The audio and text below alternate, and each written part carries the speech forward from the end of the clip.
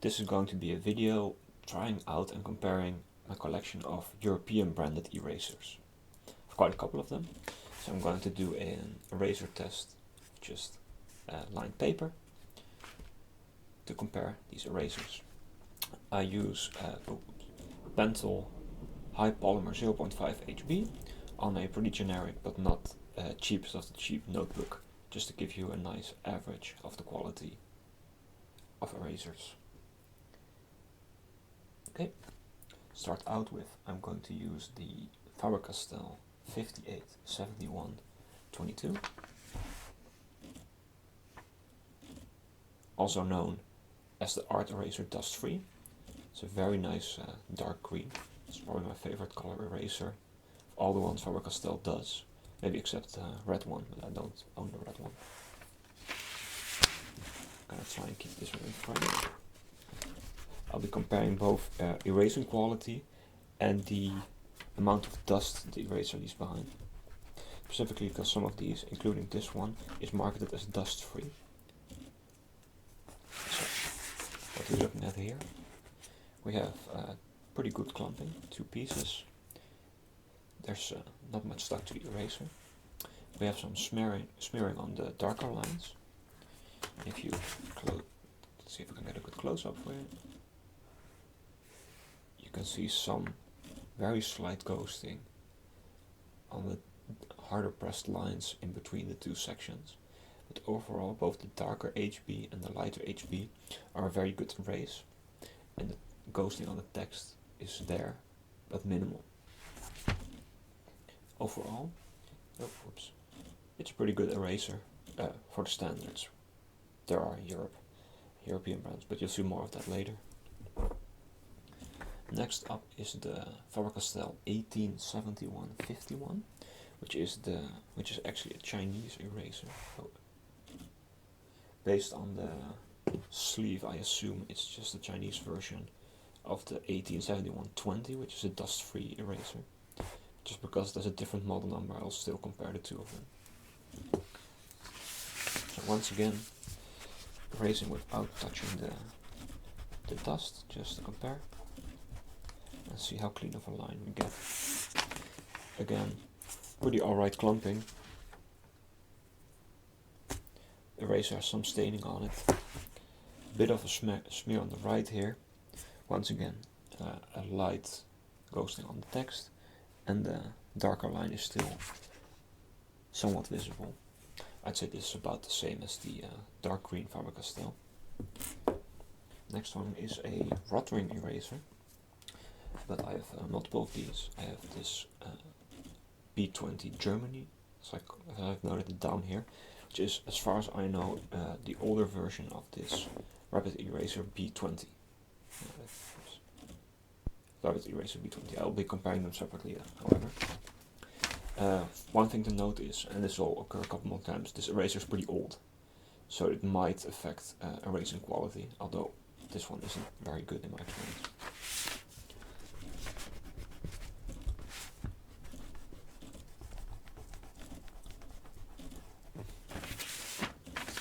So, what are we getting here? Quite a bit more dust, not the dustiest.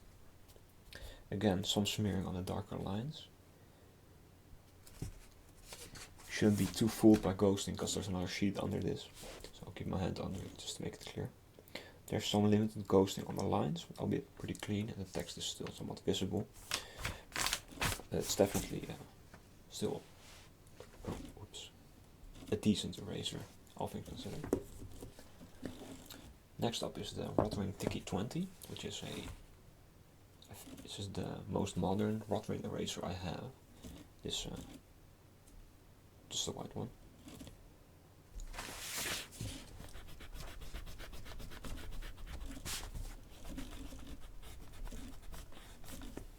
So, let's see what we're looking at here. Don't mind the slow autofocus on my camera, I'm sorry. You're looking at quite a lot of dust, like noticeable amounts of dust. And if I just wipe this off real quick, there's heavy ghosting on the text, like you can pretty much still read this.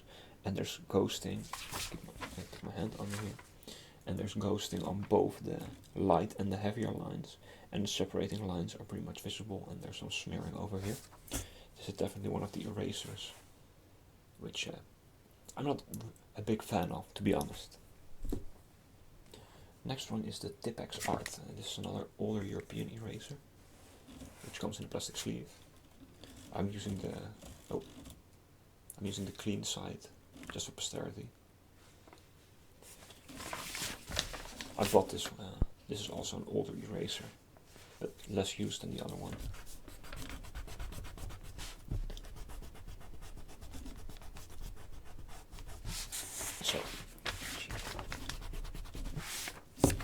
So, what are we looking at here? A lot of dust, like rubber eraser amounts. Oh, but this one does also feel like a rubber eraser. Got smearing on the text, smearing on light lines, smearing on heavy lines, and ghosting all over the place. So that's why I really don't like this eraser. Oh, whoops.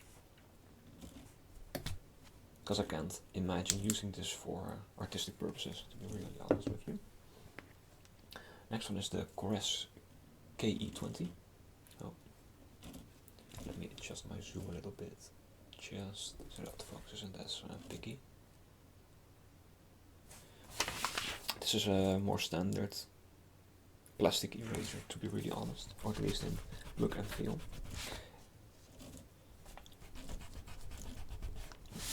But we get some pretty decent clumping, albeit a bit of smearing on the eraser itself, but good clumping. Erasure. We have limited ghosting on the text, a little bit of ghosting on the heavy pressed lines, and pretty much no ghosting on the lighter lines, but some ghosting on separating lines. Also one of the better options, I find. Next up is the Faber-Castell 1871-20, which is the non-Chinese version of the 7151. And in general I find these Faber-Castell, both the dust-free and the PVC-free line, which you'll see later, to be some of the more decent erasers I can easily get in Europe. I had to buy the Cores one online only. Get pretty decent clumping, just like the Chinese version.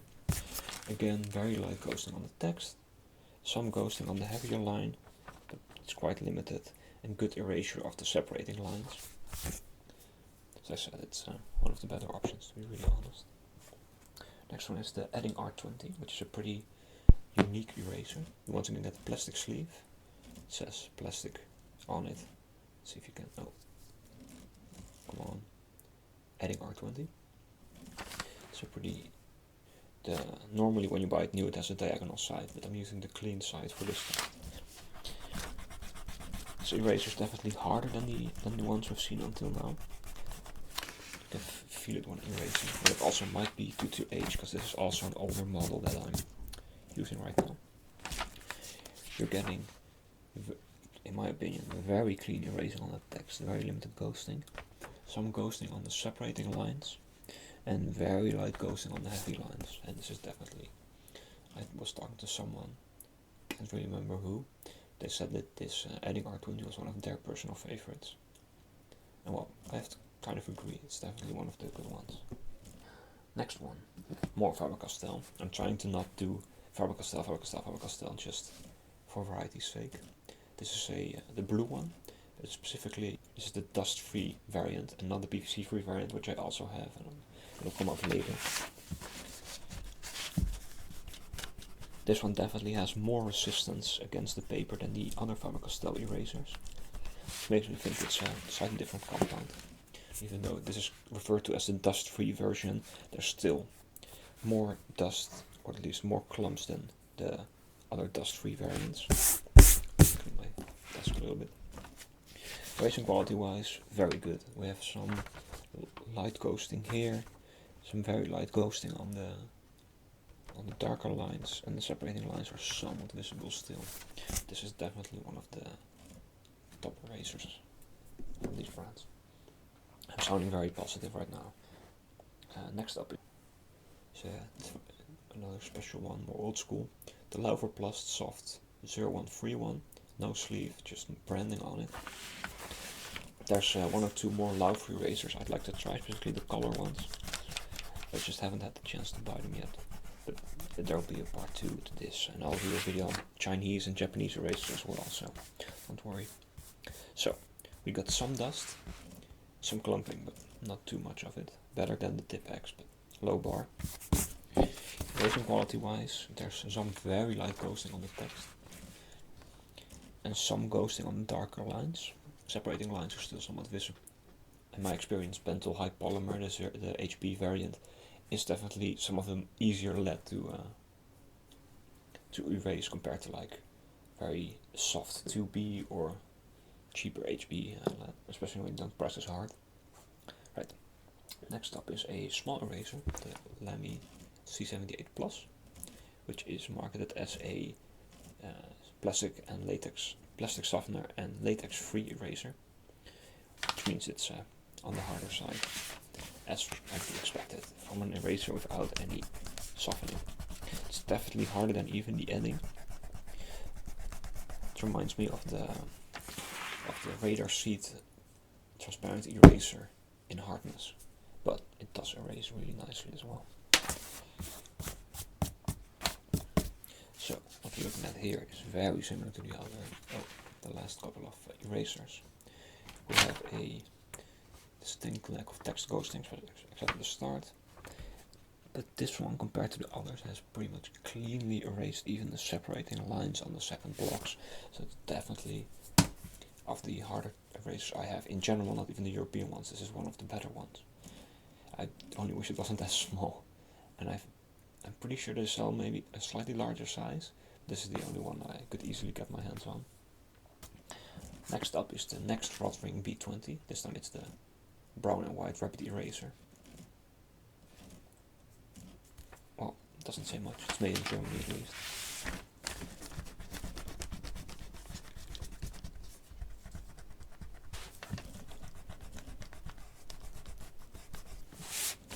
So, what are we getting here? It'll be time to move my camera a little bit just to see the last couple, I think. I'll make sure to, please focus, I'll make sure to keep everything in frame.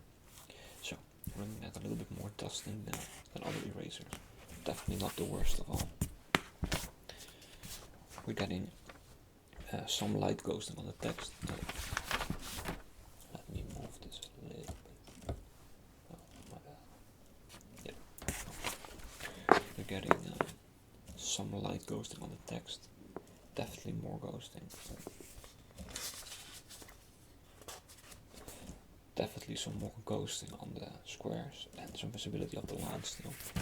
It's definitely not the worst Rotring eraser I have. There is a Tiki Rotring eraser, I'll have to look up the model name later, which has a yellow side, which I assume was meant to erase ink, but I tried it on pencil and it just made things worse than they were, and in the end it didn't even erase most of the text I was trying to erase.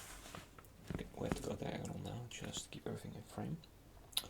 Again, this time we have the Faber-Castell PVC free, which is the 18... Oh, let's see if I can get this in focus. Hello? Come on. The 188121. This is also one I've used before.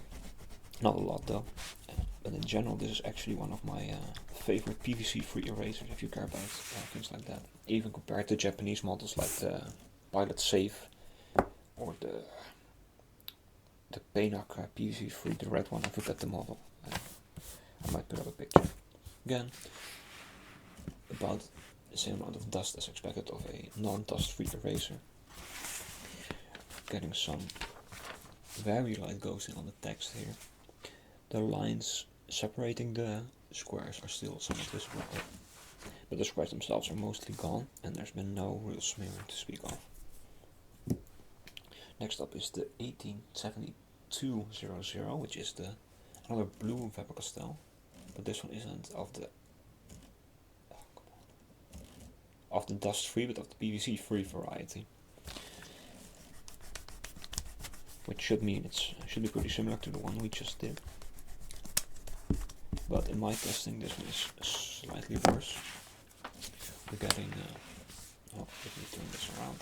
We're getting a bit more dust here, but still alright clumping, I guess.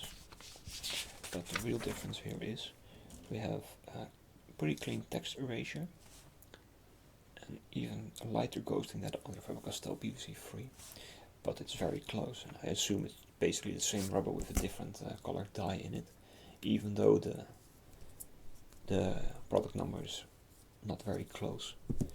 But I don't assume they have two types of PVC free erasers, but you never know.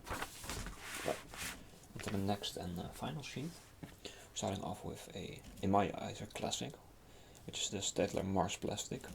There's also the Rasoplast, which I don't have right now, but that's a pretty generic eraser. The Mars plastic is, in general, I find pretty decent, but it is really good at one smearing, as you can see, but it's really good at erasing notes in paperback books, so slightly rougher paper. But it's the king of smearing. I'm trying not to swear here. We have pretty decent erasure on the text, but once it gets dirty, as you can see here, it starts smearing a lot of the text, and this graphite that sticks onto the eraser just stays around for more than other erasers. Next up is a more generic type. This is the Pandur eraser, which is the home brand of a art supply store here. When new, this eraser clumped the most of any eraser I actually ever tried, but that ability just quickly faded, and now it's just pretty dusty overall, and it's just not good at erasing with a ton of ghosting on the text. The squares, especially the darker lines, are pretty much still entirely there, and that's an extra insult because the art supply store I bought this eraser from also sells the Tombow Mono Dust Catch, which is a really good eraser. This one's twice as cheap, but I'd rather buy a good eraser than two bad erasers. Next up is my only Mapet, and Mapet is another brand I'd like to get more erasers from, specifically the Technic 600 line, and possibly the 300 as well, more generic. This one's called the Expert because it's in the shape of an X. Oh, come on. Well, you have to take my word for it, it won't focus. We have PVC free.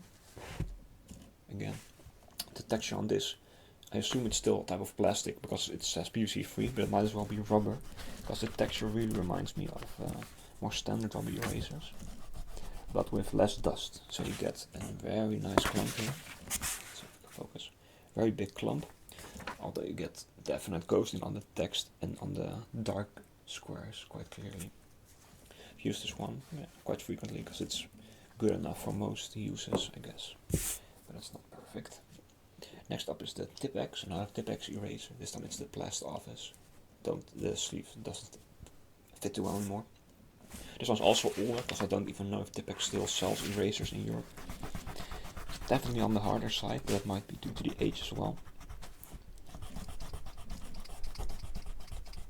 But you can definitely feel it when erasing. Got limited clumping, but overall pretty decent eraser. If you look at the text, very light ghosting. You can just about read the T. Separating lines are a little bit visible, but it's definitely better than I expected for an eraser that isn't really made anymore. Next up is another small eraser. This one is a Dutch one. It's the Bruinzeel 9424. Also, like the Lamy, definitely on the harder side for an eraser. I assume it's pretty old school, so not PVC free, not latex free, etc. It's just a plastic eraser, which means that you get pretty dusty experience overall. It also wears pretty quickly, but you get a pretty decent erase. There's some ghosting on the text, specifically on the B and on the number code. The separating lines are somewhat visible, but the squares are entirely gone. And the last one for today is the 1871-21 dust free, which would be probably the most similar to the small blue Faber-Castell one, which is the 1871-70.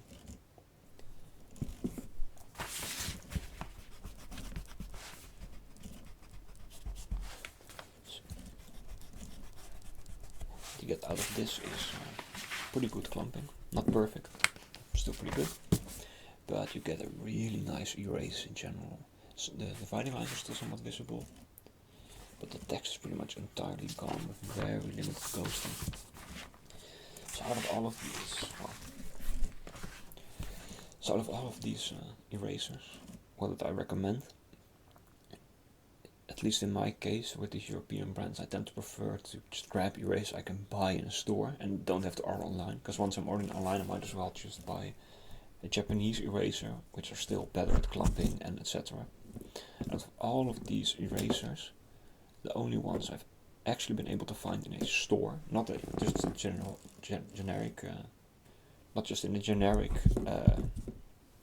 store, just a generic bookstore, for example, because none of these appear there. Maybe the Rasa Plus, maybe the Mars Plastic, but I found that I found stationery stores that sell these two Faber-Castell models, the blue ones, together with the Muppet Expert, which is not as good, I found. The Edding R20 is also a pretty common find. So out of all of these, I'd rather use the blue Faber-Castells, or any other of them, but I can get these easily, or the Edding R20. Downside to the Edding R20 is that it's the hard plastic sleeve and the little bit of an awkward size, I find. That's fine. Thanks for watching. There will be a part 2 and 3 specifically focusing on Japanese erasers, of which I have a similar amount, and then also Chinese and some Korean erasers. I don't have that many Korean erasers, so I'll just toss them in with the Chinese ones. And I'll probably make an update if I ever get more erasers, of course. Thanks for watching. Sorry about the change of content. If you're an older subscriber of mine, I'll probably do a mixed type of content from here on out. Thanks for watching.